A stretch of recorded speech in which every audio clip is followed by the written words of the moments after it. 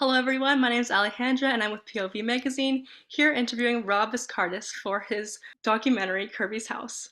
Rob, would you mind telling us how you came across the story of Kirby's House, and do you know Kirby personally? I didn't know him personally prior to making the film, no, but I made this film with my mom actually, and she was kind of tied into the disability community around Ontario, and so she kind of put a bunch of feelers out to people she knew about interesting stories, kind of along the lines of the theme of a project, and Kirby and his mom came forward and offered to talk about making a film. So yeah, we came across it that way. Oh, that's really sweet that you came across that story like that. I was just wondering, how many days did it take for it to shoot? I believe it was 3.5 days I was there, and yeah, so he lives in Pembroke and I live in Peterborough. And so yeah, I just did one trip there, stayed for the whole kind of time, and I had done a bit of uh, sort of pre-planning with him and some of the people in his life, just to sort of see what was going to be going on, so I could make sure I would get enough to have in the film. But yeah, I knew I would have to stay there for multiple days and everything, because for one thing, I wanted to capture a bit of time passing, and and for another thing, I knew that it would take a bit of time to kind of get to know each other. Also, just capture a sort of variety of life within a short time period. But yeah, it worked out where I was pretty happy. Like, I was prepared to stay longer if I needed to, but there kind of reached a point where I sort of knew I had what I was looking for. While making this, I was very hands off. Like, I didn't want to influence situations or Kirby in any way, and to an extent. And so, yeah, I was willing to stick around longer if I needed to, but it ended up working out in a few days. So yeah. Yeah, and I can definitely see that from like the short screening that I saw. It was great seeing that variety throughout the film. You kind of had talked about Noreen and Kirby came forward with their story. So, because they came forward, is that why you wanted to share their story?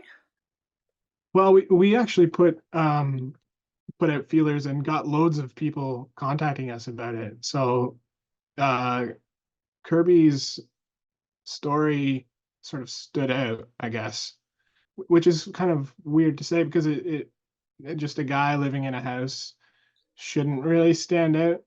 You know what I mean? It's a pretty ordinary thing, but unfortunately for people with intellectual disabilities, it it is challenging in a lot of ways for a lot of people. So that's why it stood out for us, is that he's got this real great kind of community built around him. Him and his mom uh, are both outspoken as well. Like, Kirby has presented his story in various settings, kind of advocating for other people as well. So that's why I think why they were so sort of forthcoming to submit to our little casting call. That is really, really sweet that he kind of tells his story through different ways. From what you know and what you heard from Nori and Kirby's mother, how can independence with people who have disabilities flourish? Sort of the aim of the film was to kind of exemplify that by showing it's a community. It's the neighbors are literal support for Kirby in his life.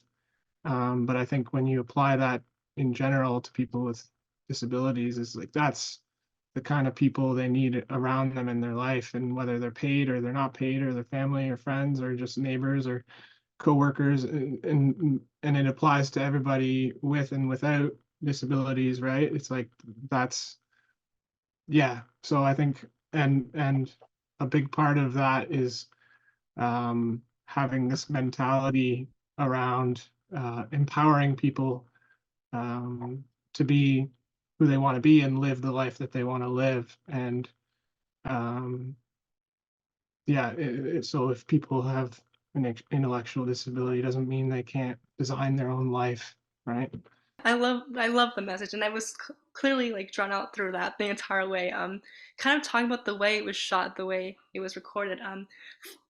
Following Kirby around the neighborhood with the warm color grading, it felt very welcoming and at home.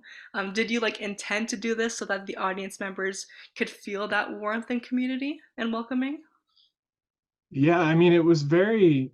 I think it was a great time of year, and um, the weather ended up working in my favor. I didn't plan any of that look, like as far as the look of the neighborhood, but it did when I was filming it remind me of, you know, like sitcoms or something, where it's like where there's this like neighborhood feel and all the grass is just perfect and it just yeah, it was very and then the light was coming out and but yeah, I definitely tried to pull it out in post a little bit to make it feel warmer and obviously that's all part of the story, right? Is this neighborhood is this warm, welcoming place for him. So yeah. And it's really nice to see that difference because I guess these days, we have communities that aren't as close together, right? We're so distant from each other. So it's really refreshing to see that closeness of a community come together. Kind of noticed at the end of the film, Noreen had briefly mentioned about housing issues and it being overpriced. Was this like another theme you kind of wanted to dive deeper into, or was it just did you more just want to focus on Kirby's story? I didn't necessarily want to dive into it because I I didn't want to necessarily focus on the problems, but more just his situation and but it was important for me to acknowledge ease with which his family may have been able to get a house 20 years ago versus now. Um, and that there are always still challenges for people, and no matter their situation, to be able to get a house or to afford rent. So it was important for me to kind of acknowledge that in the film, um, and Noreen sort of saying that they know they're very fortunate to have been able to do that. Uh, it was really important for me to have that in there, and but also to acknowledge for anybody watching or just to have people think about there are people out there who aren't able to do it or it's a lot more difficult, right? Even like personally, like as a student, it's so expensive to even think about moving out, right? So I can't even imagine what it'd be like for people who aren't able to work as much. How has Kirby's story impacted you in the way you live and changed the way you live now? That's a challenging one, I guess, for me. I have a sister who has an intellectual disability, and she has a kind similarly to Kirby. She lives on her own. She doesn't have her own house, but she like a lot of the kind of philosophy behind what's going on in Kirby's house with his uh, community around him is what is like our family has been trying to help my sister with, and uh, it's it's an ongoing challenge, and I think it's brilliant to see where he lives, certain things happening, and I guess one thing that I've really come to realize is just how different things can be city to city, and that maybe there's lots more work to be done to help things progress and help people be successful in these kinds of ways. So I guess I'm thinking about that more as what I Yeah. would say. Yeah, and it's good. Like, you can, I guess, you can personally connect because you can see it every day with your sister, right? So it's nice to have that bridge in your own work to coming out. Um, I've also noticed that through this film, Kirby's House, as well as Town of Widows, it's all in Peterborough. Um, what inspires you to share these stories? Right. Well, actually, Kirby lives in Pembroke. Oh, Pembroke. Okay. Yeah, but Town of Widows is in Peterborough, and I have made several other films that are in set in Peterborough. I find out about them, and they're close by, and they're relatively easy to research and and film. But um,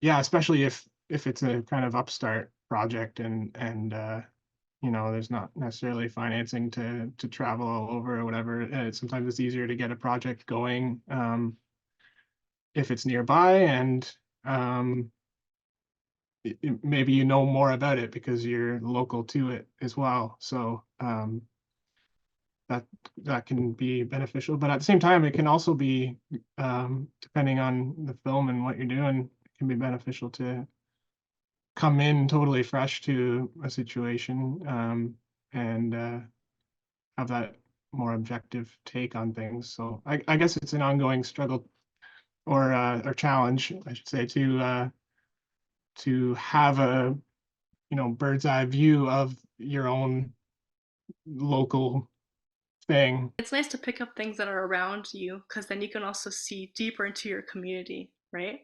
And then it's like, oh, I never knew about that. And then you dive deeper and deeper into it, and then you end up sharing it, which is really nice to give that sort of problem or whatever it is some more exposure. Because you've done so much co-editing, directing, producing. I was just wondering, like, what have you brought from your previous films, and some maybe some challenges that you've brought to Kirby's house with you that I guess you've learned. I was sort of talking earlier about how I didn't want to be too heavy-handed in directing this film, and so uh, having that experience was great for my confidence in doing this because um, I knew I'd be able to make something of it, and I think if I didn't have that confidence and sort of experience, I may have been sort of grasping at thin air a little bit. So yeah, but I'd say just instinct as well. I went off a lot of instinct on this and tried to just be human and follow the things that were interesting to me as a human. So but yeah, I did pretty much everything on this film myself. My mom helped me with some writing stuff in pre-production, and she's now going to be helping me roll out distribution stuff. But did almost everything else myself on this. So having that kind of wide range of experience is definitely helpful to do something sort of finished to completion or beginning to end sort of thing. That's really nice that your mom's helping you too. I think it's a cute little like almost like a family project. Not quite, but almost, right? It is, and my wife too she's a disability studies expert as well, so she's a good sounding board on on things too. So yeah, it's definitely a family passion project, and that's sort of how it began, and yeah, for sure. That is awesome. That's really cool. For people who are gonna go watch the film, what is a key message that you want them to take away with your film? I think just that there's hope for um, people to design a life that they're happy with, no matter their challenges. And sometimes they just need extra help to do that and to not get discouraged necessarily. And while still also acknowledging the many challenges that are out there, but um, we wanted to just create a beacon of hope that could also maybe inspire people to who may not think about this kind of thing very much to have an open mind and maybe the general consensus can start to shift because um, for people who are dealing with this on a daily basis, things aren't changing. Like they're not seeing progress, and our world is getting. It seems things are people are getting more progressive, but not seeing any tangible not much tangible change, even though there's lots of people working really hard at it. So yeah. That's a great message. And then finally, just a funny little question. Do you wish you had a boat? Yeah, actually, I got into fishing recently, and I thought about trying to find a really cheap canoe or something, and might do that this year with my take my son out fishing on a lake in a canoe or something. Yeah, yeah, but That is very sweet. For those who are watching that will watch the film soon, you will understand what I mean by that very shortly. Thank you so much for interviewing with us today, and I hope you had um, a great time shooting. I hope you enjoyed the film festival, and thank you for your time. no, thank you. This was fun. It was very fun.